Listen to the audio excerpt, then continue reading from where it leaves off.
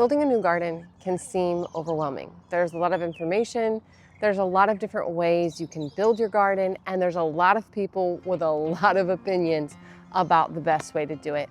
Today I'm going to show you how I built this garden, how I transformed my backyard into a beautiful growing space. I'm going to show you the step-by-step process of exactly what I did and give you some tips and best practices that you can use when it comes to building your very own garden. We're going to make the entire process a lot simpler, and by the end of this video you're going to feel confident and ready to start your very first garden or build your next one. So let's dive into it.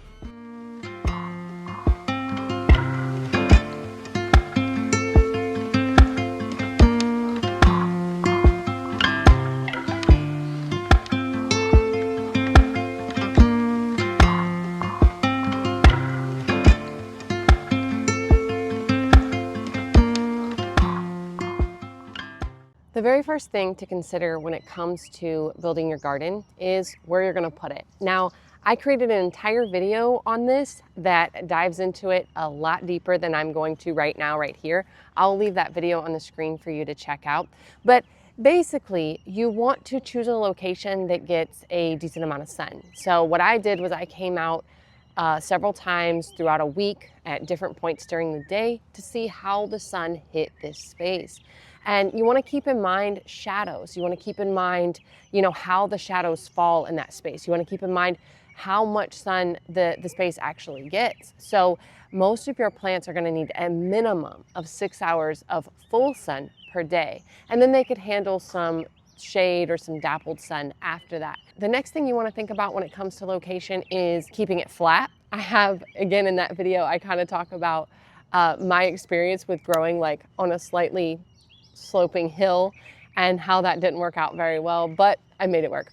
Anyway, the space you choose, you want it to be flat, you want it to have good drainage, and you want it to be an accessible location that's close to your house and close to a water source, a location you visit often, so you're going to be likely to take care of your garden when you don't feel like it and it's 90 degrees outside. So the next thing you want to do is choose whether you're going to go in ground or raised beds and source your materials. So for me, I'm going raised bed. I'm going to have an entire video about the differences between raised beds and in ground and the pros and cons of each. So stay tuned for that one. For this project, I chose to go with raised beds and I'm using metal. I've used wood in the past. That's another great option, and most of the things I'm going to talk about here would work for either one. But for this instance, I chose to go with metal raised beds. And what I did when it came to this location, once I'd figured out how the sun hit this space, and this was definitely the space I was going to grow in, is I tarped the ground for a few weeks. Now, the longer you have to tarp the ground, the better if you're going to utilize raised beds. Or if you're going to go in ground. If you're going to go in ground, I would actually suggest making sure the grass is fully and completely dead before you start making your bed, because it's a whole lot of work to dig up that space. By going raised bed, I didn't allow the grass to be fully killed off. I tarped the area and I let it sit for as long as I could, but there came a point where I had to get going. So it sat for about like 3.5 weeks, I think. So it wasn't quite long enough to fully kill the grass, but it did weaken it a lot. Now, I also changed the location of my garden a little bit after I tarped this area. So I wound up having to do some digging myself, and I had to kill some of the grass off myself. I live in an area where I have a really sandy soil and the ground is very loose. So this wasn't very hard for me to do. It wasn't very labor intensive. So what I did was I used a fork and kind of fluffed up the area, raked off the dead matter. I used a shovel to kind of flip over any areas that weren't fully dead. And I just allowed that to stay in the space to decompose. So let's say you have clay soil, or let's say you just don't want to have to do any digging. You can totally skip this step. A better option would probably be adding cardboard underneath your raised beds. And you can actually spread it out a little bit further than your raised beds to kind of kill the grass off really close to the raised beds, especially if you're going to mulch your pathways. You could lay down cardboard the entire garden if you wanted to, and then mulch over the top of it. This would be a great way to keep weeds out of that space. If you have Amazon boxes laying around, this is a really good option because Amazon uses a tape that is recyclable and breaks down in your soil, so you don't even have to remove the tape. If you use cardboard from other sources, you are going to want to remove the tape because it's just not going to break down very fast, and it's just going to get stuck in your garden and cause problems. So we want to take the tape off. But other than that, lay the cardboard down under as the base layer of your raised bed. And you can lay down as much cardboard as you can find and do a fairly decent thick layer. This is gonna kill that grass, it's gonna kill that ground. So if you don't have time to tarp the area, or if you don't wanna do any digging, here's a really great option. It's probably your smartest option, and it will allow you to get planting very quickly. Like I said, I didn't use the cardboard, but I probably should have. But the next thing I did here, so after I raked up and kind of tilled over my soil, you could use a small cultivator if you were going in ground. Like if you're not using a raised bed and you wanted to do kind of a similar process, you could tarp the area and then use maybe a small cultivator or tiller if you wanted to go that route. The thing about that is it does do some disturbance to the soil life, to the microbes, to earthworms and things that live in those top few inches of the soil. It's not necessarily the best thing for the soil, but it will kind of help till up that ground for the first year of planting. And then after that, you really could do a no-till method. Now, the thing about any type of cultivation to that soil is you're gonna bring weed seeds to the surface. So more than likely, you're gonna have a lot of weeds in that space that first year, and it's just gonna be something to be mindful of. To get around this, if you're going in ground, what you could do is tarp the area, come back, rake it all up, or use a cultivator, tiller, whatever, and then tarp it again and allow those weed seeds to germinate and then let them be killed off. And this process would take a while, so you may even need to do this over a season or half a season if you want to avoid a lot of those weeds and you're going in ground. If you wanted to do a lot of digging, you could avoid all of that, all of the time, waiting. If you want to do the work of actually manually digging out your garden, you could do so. Just grab a shovel, grab a fork, go outside, dig it up, flip the grass over, fluff up the soil. This is gonna be a low-cost option, but it's gonna be labor-intensive. I have done it this way before, and I've had success doing it this way before. So the process of actually building my beds and constructing them was pretty straightforward. It was pretty simple. Like I said, I used the metal raised beds, so there was a lot of little screws to put in.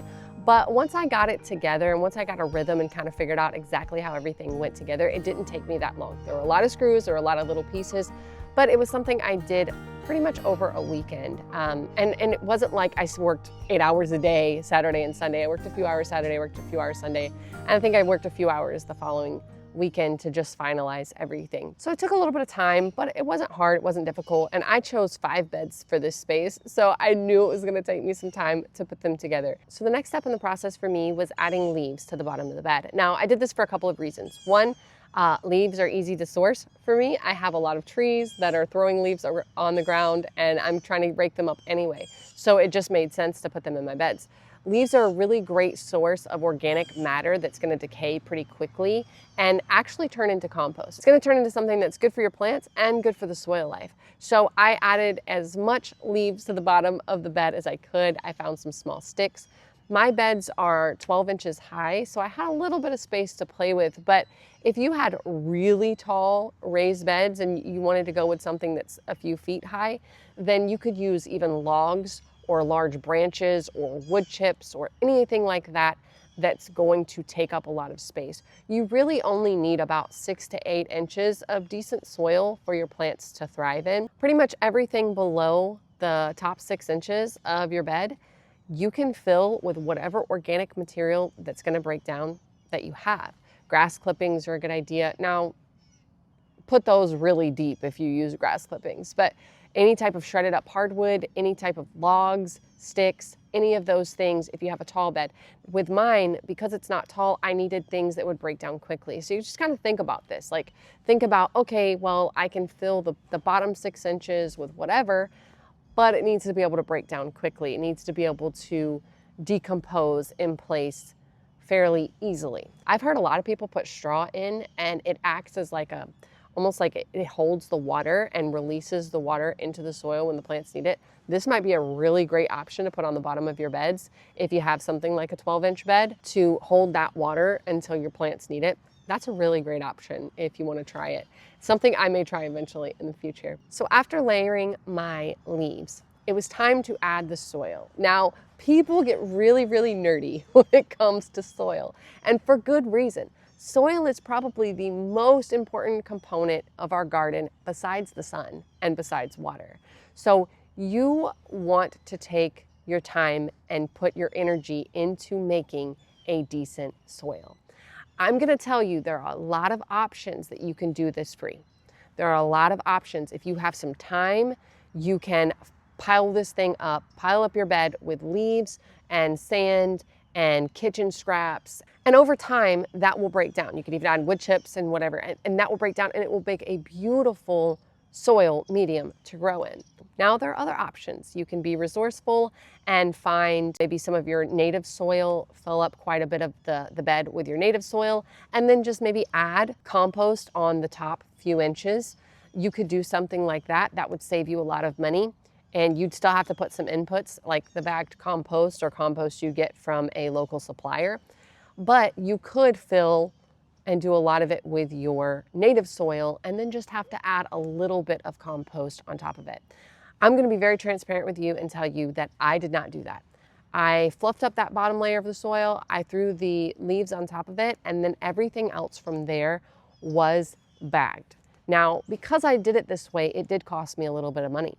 I was okay with this. I went into it knowing it was going to cost me money, and I made a decision to spend money rather than investing my time. Pretty much when it comes to gardening, a lot of your options are going to be time or money. It's not true with everything, but especially when it comes to compost, soil building, time or money. And for me, the choice was I wanted to save time, so I was willing to spend a little bit of money. I'm gonna get my notebook here so that I can go through this and give you the exact figures. I wrote them all down and kept my receipts, but these are 12-inch beds. They can take 32 cubic feet of soil. The bottom layer is that fluffed up soil from the ground, and then I added leaves on top of it. So I didn't put 32 cubic feet of soil in this space. Also, I will say that my beds are a little bit low. I probably should have added a little bit more soil than what I did. And this first year, they're gonna get even lower. There's gonna be some natural settling that happens. If you build raised beds, you'll find that there is some natural settling that happens that first year, and you're gonna have to add some more compost or bagged soil when you go to grow in your second year. All of that's completely fine. But here it is. The cost for filling this bed was $123.26. I used 24.25 cubic feet of soil. Like I said, the soil capacity is 32 and I put in 24. Probably should have added a little bit more. I had added those leaves in the bottom and it did take up some space, but not quite as much as I anticipated it to.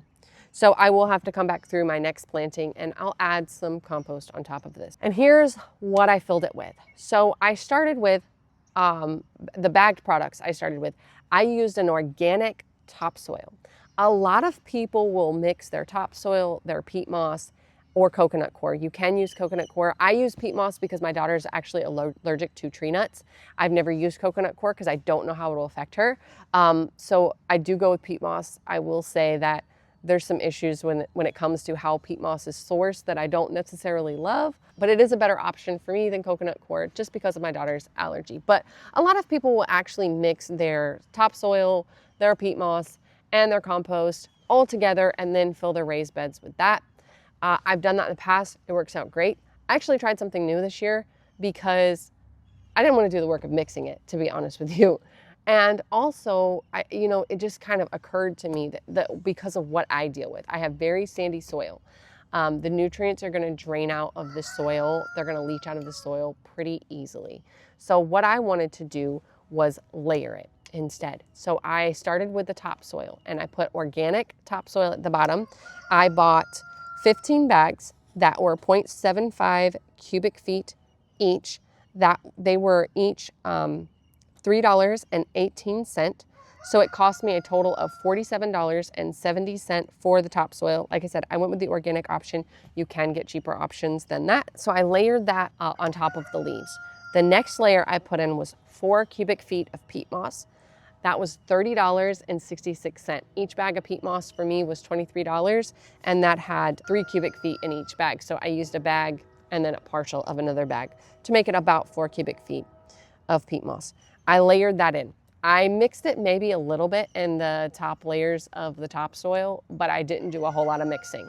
And then the next component was, for me, the most important one. And yeah, I spent a little bit of money here. I got 0.75 cubic feet bags. You can use bigger sizes. That might cost you a little bit less. I didn't want to have to lift that much, so I got the 0.75 cubic feet bags on purpose because they're easier for me to lift. Each one of those bags was $3.75. I think I put 11 in each one of these beds. I do have the calculation here. It was $45 all total for the compost. So that's where I come up to that $123.36 for each bed is what it costs to fill with soil.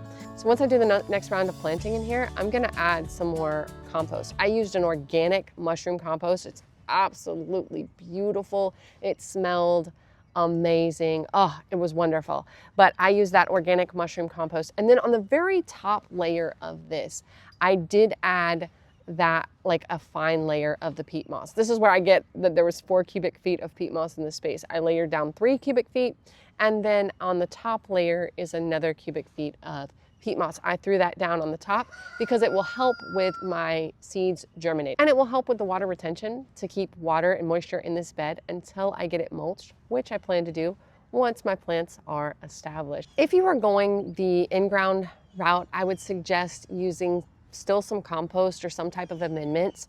If you have really great soil, I don't know what that's like, by the way. If you've got really great soil, drop me a comment down below and tell me about it. I saw a video the other day and there were some people in Ireland and they were digging, and it was not about gardening, but in the video, they had this rich, dark, beautiful soil. And I was like, oh my gosh, I can't even imagine what that's like. So if you grow somewhere that has beautiful soil, please tell me about it because I'm super jealous. But for most of us that have crappy soil, sand, or clay, you're probably gonna wanna add some amendments. Compost is a really good addition. You can also add some fertilizer. I prefer the organic granular fertilizer. This will break down over time. It will feed your soil over time, and that will ultimately feed your plants. So the goal is to create healthy soil. Now, if you're planting in ground, you're gonna be able to build your soil over time. You can even bury your food scraps in that space before you plant in it. You're gonna need several weeks for those to decompose before you can plant in it. It's almost like composting in place. It will break down. Anything that's buried breaks down a lot faster. Add your compost, add your amendments. If you have clay soil, compost is the answer. If you have sandy soil, compost is the answer. Compost is that black gold. You definitely want to add that no matter which way you're growing, whether it's in ground or raised beds, you're going to want to add compost. And honestly, to be real with you, you can add as much compost as you want. It's not going to harm your plants. You can grow your plants directly in compost. That's kind of why I added that organic mushroom compost. I would say that if you're buying soil to add, whether it's your raised beds or your in-ground beds, be cautious about what you buy. Read the back of the bags. Not everything is made for growing plants in. It may say in-ground garden mix or garden soil. Those are not made to grow your plants in. So be very mindful when it comes to the soil that you buy. If you're gonna go with a raised bed, you have your raised bed mixes. Again, read on the back of them, but for the most part, your raised bed mixes will be okay, but add in some compost, just organic compost. Mushroom compost is great if you can find it. There are manured compost. I don't like those as much because of the possibility of herbicides being in them, but that's a topic for a different video. Either way, do your research when it comes to your soil. If you wanted to make your own mix, a really good ratio would be 1/3 compost, 1/3 topsoil, 1/3 vermiculite or perlite. In my case, I use the topsoil, peat, and compost. This works just fine too. Once I get everything ready, next thing I did here was I added in that organic granular fertilizer. Now, by adding the mushroom compost, I already knew this space was pretty well fertilized. This is gonna be a decent soil medium for my plants to grow in, and it's gonna have some nutrients already in it. But because I am growing in the square foot gardening method, because I am growing high density, high intensity, it's important that I make sure there's plenty of fertility in this space. So just as an insurance policy, I added some organic granular fertilizer. This is going to break down over time, feed my plants over time. A great way to just improve that soil quality right from the start. Every year, this space is going to get better. And if you're growing in ground, that can be true for you too. You can add compost to it every single year. You can chop and drop. It's a great option. Let your plants die in the space, chop them down, allow them to just decay and decompose. And if you're growing in ground, a really good tip is cover that space with a tarp if you're not growing anything in it, or better yet, cover it with a cover crop. This will help to keep the weeds down throughout the year and also help feed your soil over time. Once everything was set up here, I watered it all in, and then right after that, I started planting in it. I have another video coming up. It'll be out soon. It'll probably be out after this one. But I'm gonna have another video coming up showing you exactly how I planted in this bed, how I started seeds, and also I have a video about transplanting some tomatoes that I bought from the nursery. So stay tuned for all of those videos, and I'll leave a video on your screen until the next one comes out. Thank you guys so much for hanging out with me today and for talking about how I built these raised beds. If you have any questions or thoughts about how I built these beds, or if you have any insights about how you built your beds in your garden, please leave them in the comments down below. As we share with each other, we learn so much. So let's continue the conversation down in the comments. Thank you guys again so much for watching. May your garden be full of grace, and may you be abundantly blessed. We'll see you next time. Bye.